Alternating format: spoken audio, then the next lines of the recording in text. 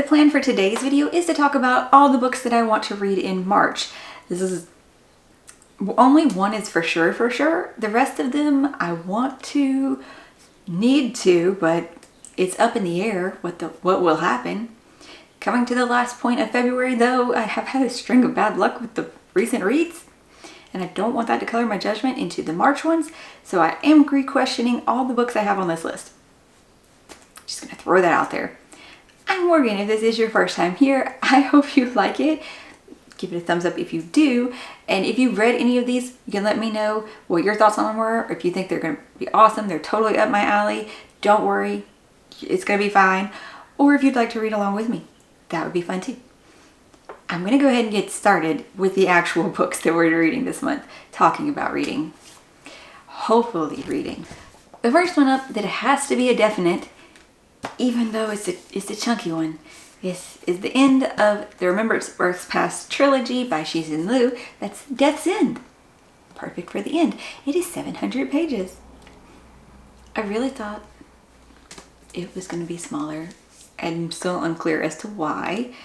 I've been reading through these series, one a month.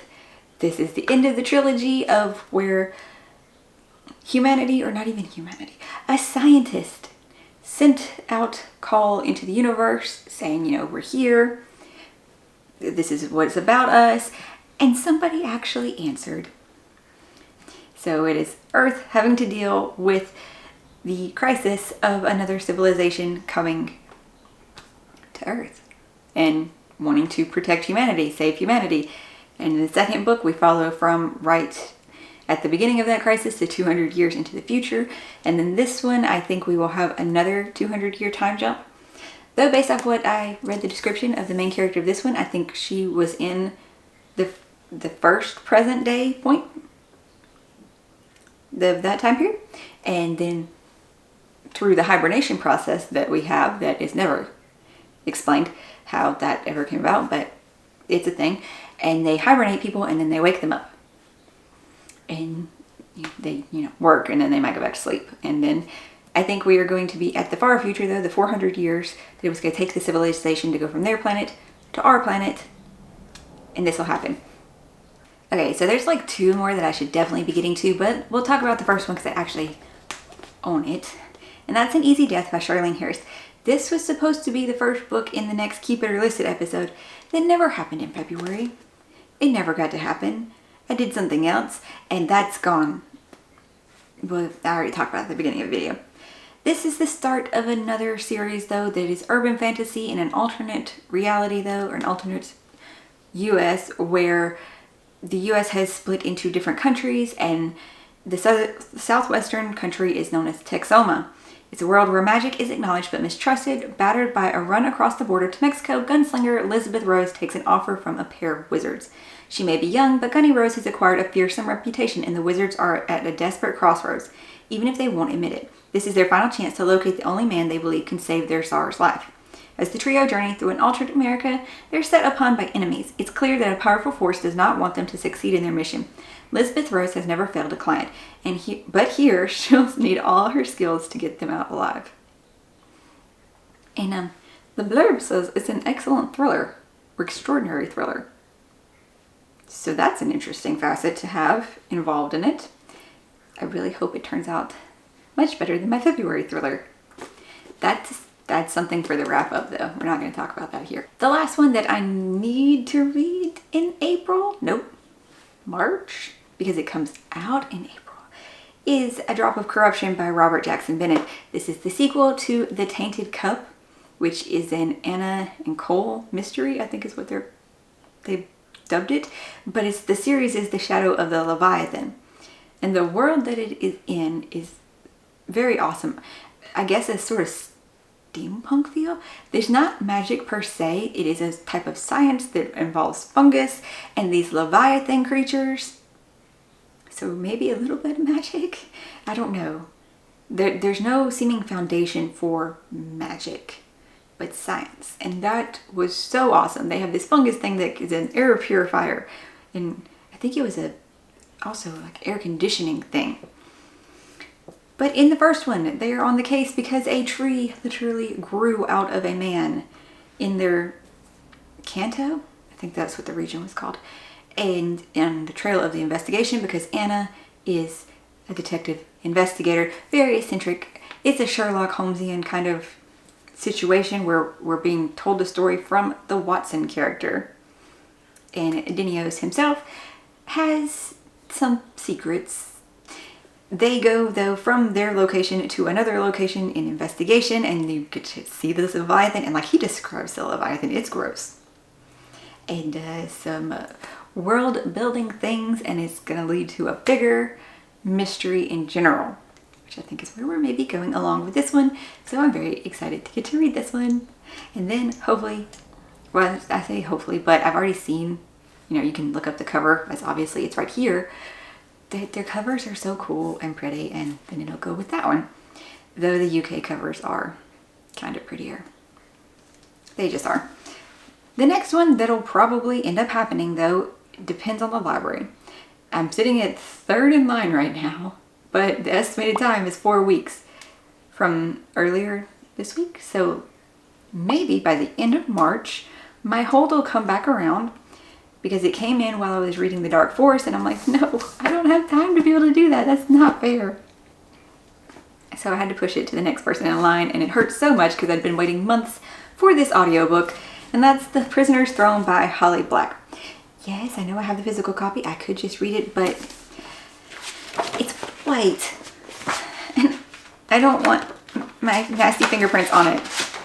I mean, I didn't do it to the other books, granted.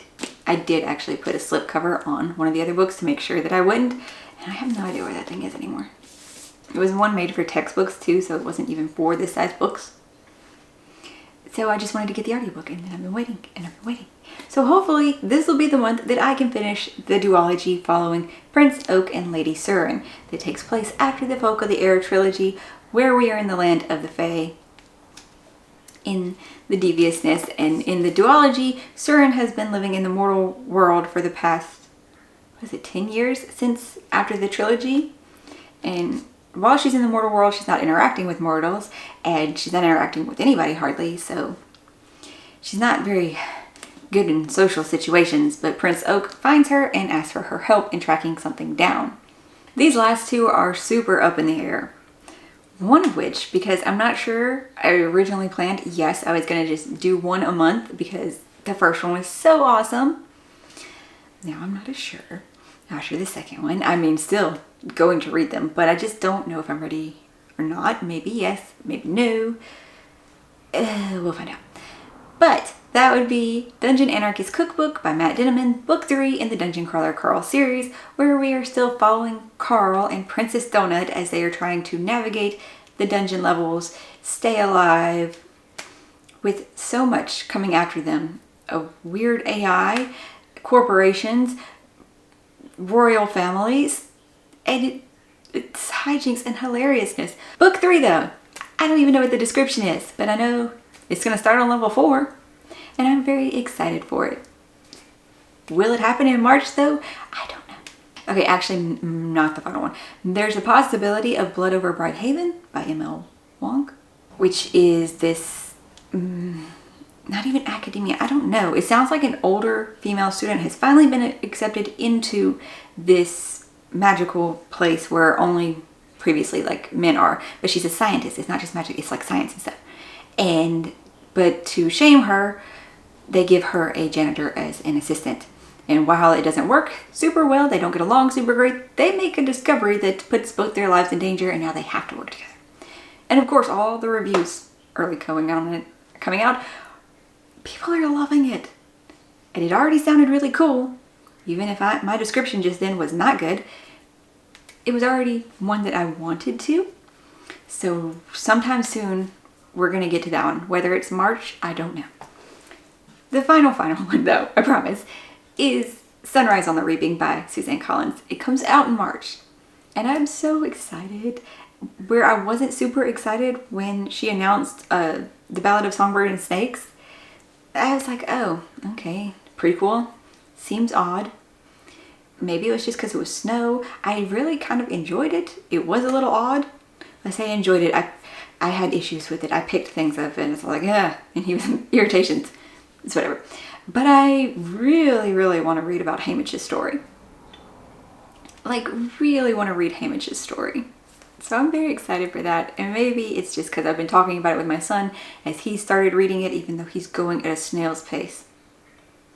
But I get it. He has to read The Book Thief for school right now, and that's a bit heavy, I suppose.